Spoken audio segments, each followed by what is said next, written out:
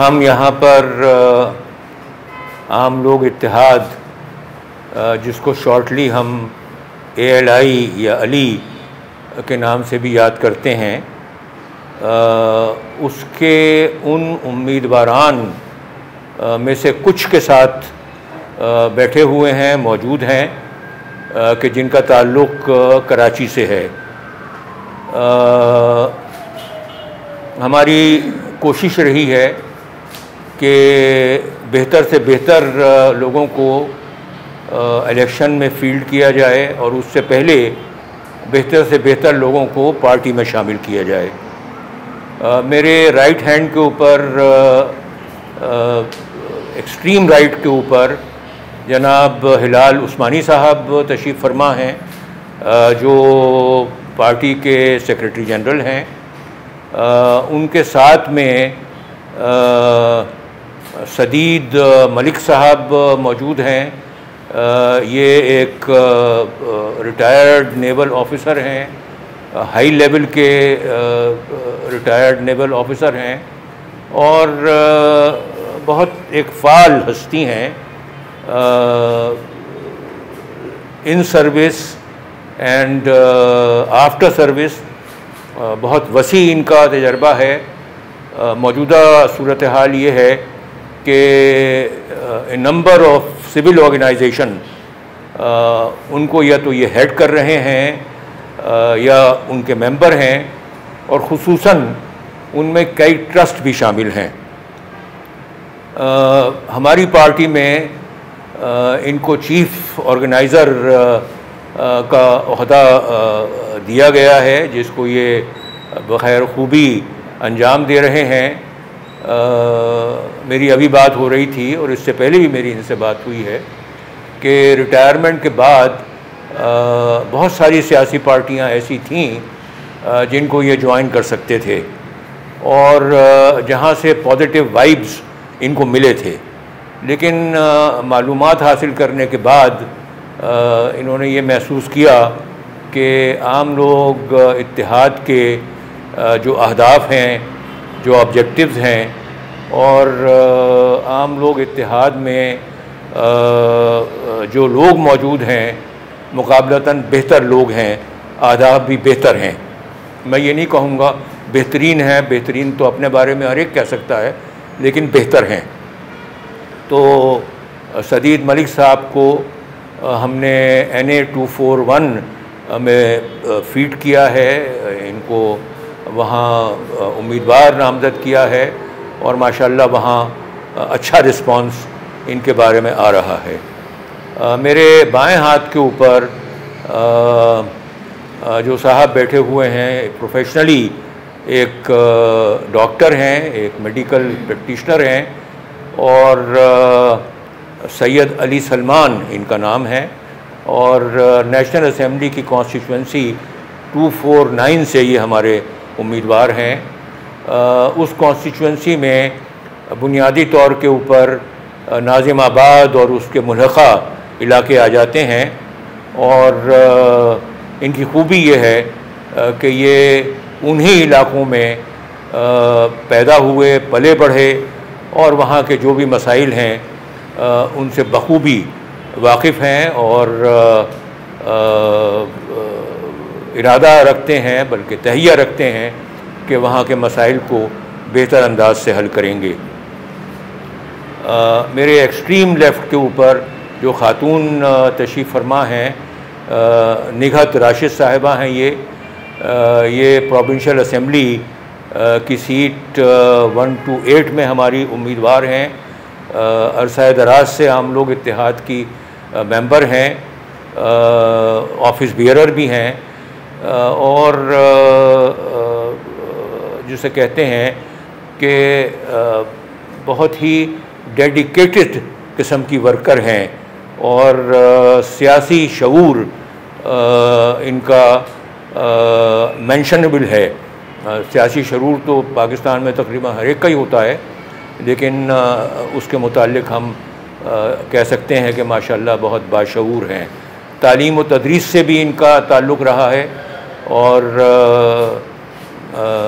सबसे बड़ी बात यह है कि इन हालात में और मुल्क पाकिस्तान में कोई ख़ातून उम्मीदवार हो और उसके मुतालिक एक मुस्बत तासुर हो, ये एक बहुत बड़ी बात होती है।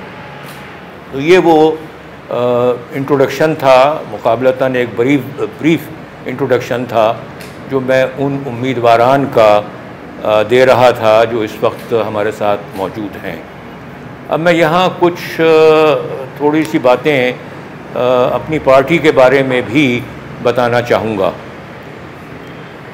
देखें, बात यह है कि अगर आप पाकिस्तान की 75-76 साला तारीख़ उठा कर के देखें तो आपको मुश्किल से ही कोई तस्करा करने वाले मेंशनेबल अदवार मिलेंगे। उसकी वजह ये नहीं है कि पाकिस्तानी लोग बुरे हैं, उसकी वजह ये नहीं है कि पाकिस्तान में जो लोग बसते हैं उनमें खामियां हैं।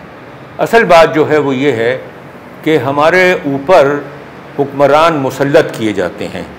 हम चाहें या ना चाहें उन हुक्मरानों के साथ में हमें गुज़र औक़ात करनी होती है। We have to live with them, हमारे लिए कोई ऑप्शन नहीं होता। अब इन हालात में कुछ सियासी पार्टियां उभरती हैं, लेकिन उनको उभरने नहीं दिया जाता, उनके लिए मुश्किलात पैदा की जाती हैं।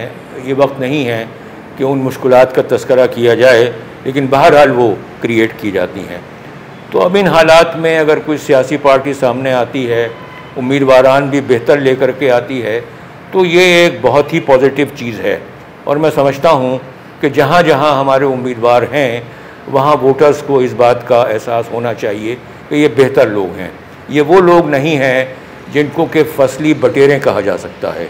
ये वो लोग नहीं हैं कि जो इलेक्शन के वक्त तो नज़र आएंगे, लेकिन अगर मुंतखब हो गए तो इनका अता पता नहीं रहेगा। ये उस तरह के लोग नहीं हैं। दूसरी बात जो है वो ये है कि क्या इनके इरादे, क्या इनके अज़ाइम इस तरह के हैं कि ये लोगों को कुछ डिलीवर कर सकते हैं।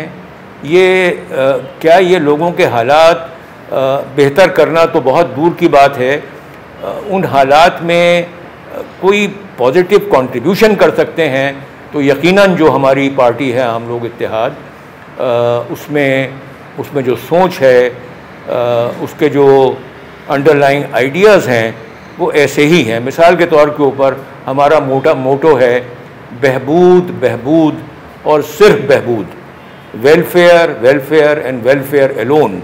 कितने इदारे हैं इस मुल्क में, सियासी हों या गैर सियासी हों, जहाँ पर कि इस तरह का मतमा नज़र आपके सामने आएगा। दूसरी बात जो है वो ये है कि बीमारी तो सब जानते हैं। पाकिस्तान की बीमारियों से पाकिस्तान के अवाम से ज़्यादा और कौन वाकिफ़ है, सब जानते हैं।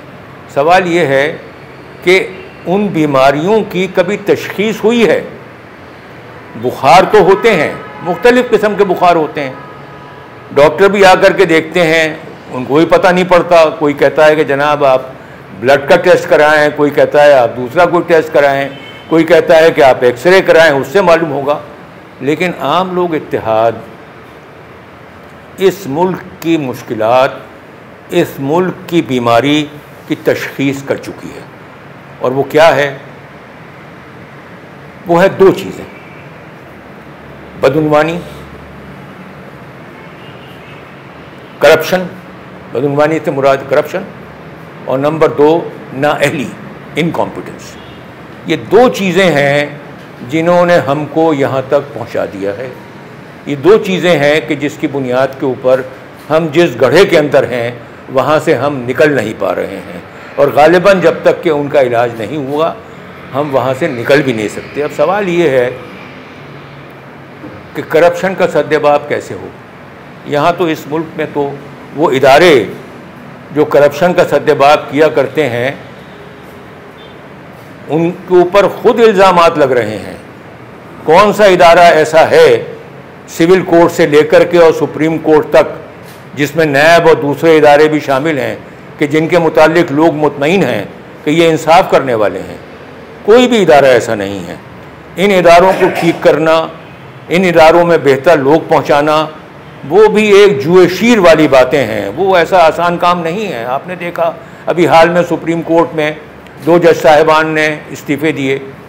आपके इल्म में है कि कुछ दीगर जज साहिबान जो हैं उनके भी मसाइल सामने खड़े हुए हैं, और जो कुछ भी आगे आने वाला है, जिस तरीके से एक सियासी पार्टी के पर काट दिए गए हैं, इलेक्शन कमीशन ने किया, उसके बाद सुप्रीम कोर्ट ने उसको अपहोल्ड किया, ये सारी बातें हमारे सामने हैं। ये जिसको कहते हैं कि इस नौइयत से ये ठीक होने वाली नहीं है। अब सवाल ये है कि करप्शन पे अगर काबू पाया जाए तो कैसे पाया जाए।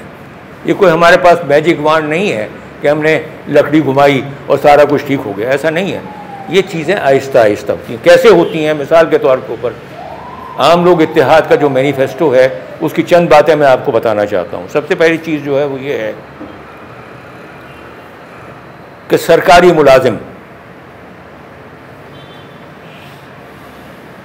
मुलाजिम को बेहतरीन हेल्थ की फैसिलिटीज़ मौजूद हैं, उसके बच्चे को बेहतरीन स्कूलिंग मौजूद है, उसको बेहतरीन ट्रांसपोर्ट मौजूद है, वो और बेहतर लोग, माली तौर पर बेहतर लोग, उनके ही बच्चे बाहर पढ़ने के लिए जाया करते हैं। नतीजा उसका क्या है कि उनकी ज़िंदगी आसान है और आम आदमी की ज़िंदगी न सिर्फ मुश्किल है बल्कि नामुमकिन है। उसको ठीक कैसे किया जाए? आम लोग इत्तेहाद के मंशूर में कहा गया है कि सरकारी अफसर अगर तो इलाज के लिए जाएगा तो सरकारी अस्पताल में जाएगा, प्राइवेट अस्पताल में नहीं जाएगा। नतीजा क्या होगा? वो जो भी मुतल्लिका लोग हैं वो सरकारी अस्पतालों को बेहतर करेंगे। इसी तरीके से हमारे मैनिफेस्टो में कहा गया है कि सरकारी अफसर का बच्चा अगर तालीम के लिए जाएगा तो प्राइवेट स्कूल में नहीं जाएगा, सरकारी स्कूल में जाएगा। नतीजा क्या होगा कि तमाम जो भी सरकारी अफसरान हैं उनकी तवज्जो प्राइवेट स्कूलों से हट करके सरकारी स्कूलों की तरफ हो जाएगी। इसी तरीके से हमारी मैनिफेस्टो में यह दर्ज है कि अगर बाहर कोई तालीम के लिए जाएगा तो वो अहलियत की बुनियाद के ऊपर या मेरिट की बुनियाद के ऊपर जाएगा, और अगर तो उसके वालिदैन उसके इखराजात बर्दाश्त नहीं कर सकते तो सरकार के खर्चे के ऊपर जाएगा। नतीजा क्या होगा कि सिर्फ एक छोटी सी जो अक़लियत है उसके बच्चे बाहर नहीं जाएंगे तालीम के लिए, आम आदमी के बच्चे 98% जो अवाम है उनके बच्चे भी बाहर जा सकेंगे, और जब वो वापस आएंगे तो आप अंदाज़ा कर सकते हैं वो क्या करेंगे। इसी तरीके से ट्रांसपोर्ट, आम लोग इत्तेहाद का मैनिफेस्टो कहता है कि सरकारी अफसर को प्राइवेट ट्रांसपोर्ट मुहैया नहीं की जाएगी, सरकारी अफसर को भी पब्लिक ट्रांसपोर्ट पर ट्रेवल करना पड़ेगा। जरा सोचें, 2 साल के अंदर अंदर पब्लिक ट्रांसपोर्ट की हैत बदल जाएगी। इसी तरीके से हमने वायदा किया है कि ये जो भिखारियों वाला सिलसिला है कि फला इनकम सपोर्ट प्रोग्राम और फला इनकम सपोर्ट प्रोग्राम, उसको ख़त्म किया जाएगा। और हम आम लोग इत्तेहाद 100% मुलाजमतें मुहैया करेंगे। कैसे करेंगे? आपको दूर जाने की ज़रूरत नहीं। आप बरतानिया की तरफ चले जाइए, आप स्कैंडिनेवियन कंट्रीज़ की तरफ चले जाइए, दीगर ममालिक भी कुछ हैं। वो ऐसे होगा कि मुलाजमतें हम मुहैया करेंगे जहाँ तक भी हो सकता है, और जहाँ मुमकिन नहीं है तो हम अनएम्प्लॉयड लोगों को बेनिफिट्स देंगे ताकि उनको मुलाजमतें ना मिल जाएं। ये कोई बड़ी बातें नहीं है, दुनिया में हो रही हैं। फिर हर शख्स को सर के ऊपर छत मुहैया की जाएगी, ये भी कोई बड़ी बातें नहीं है। ब्रिटेन के अंदर काउंसिल्स मुहैया कर रही हैं, आम आदमी को रहने के लिए घर वो मुहैया कर रहे हैं। वो होगा, वो हो सकता है। फिर दूसरी बात जो है वो ये है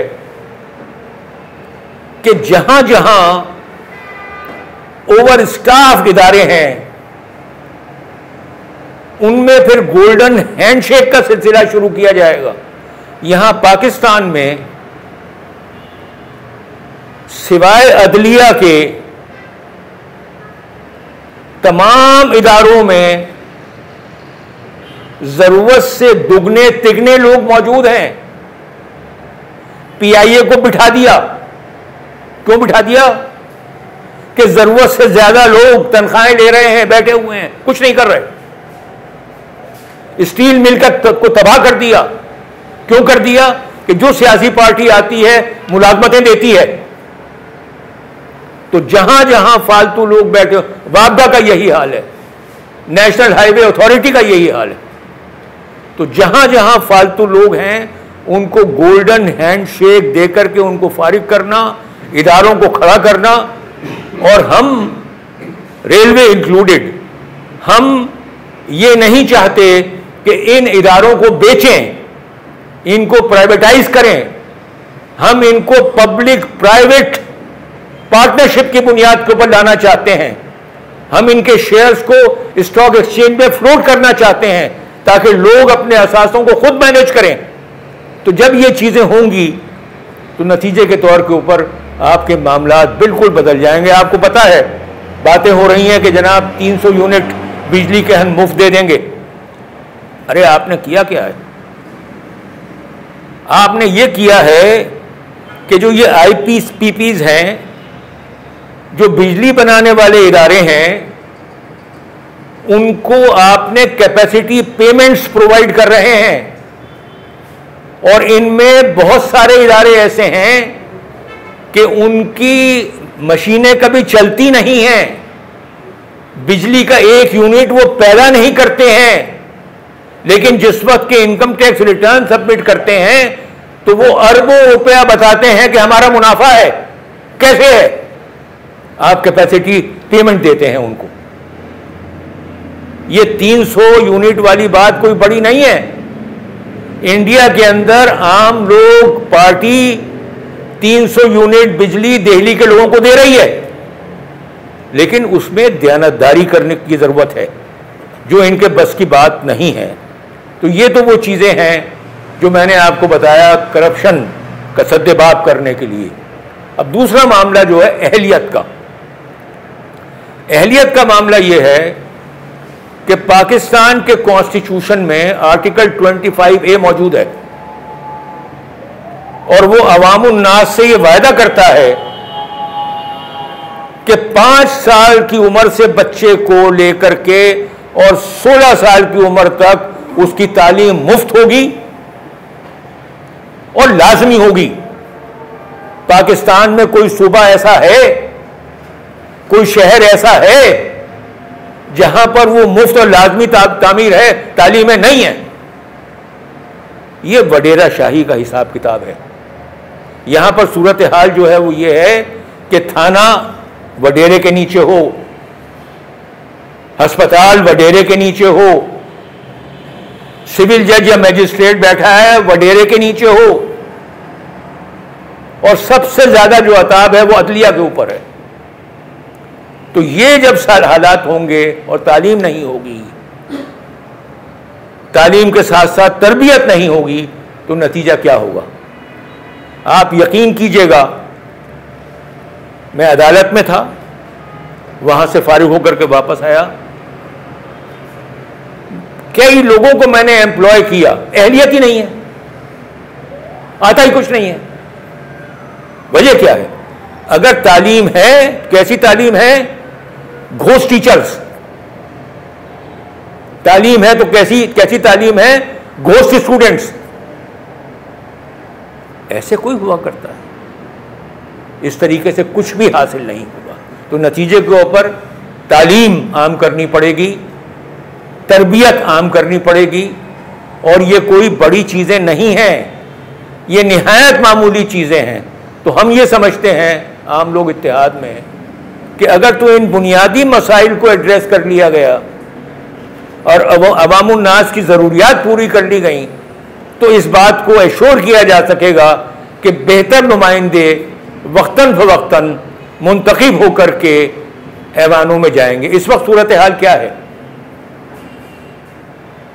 आम आदमी को हमने डिफाइन किया है, आम आदमी की तारीफ हमने बताई है। वो क्या है कि हर वो शख्स जिसकी माहाना आमदनी 1 लाख रुपए से कम है वो आम आदमी है,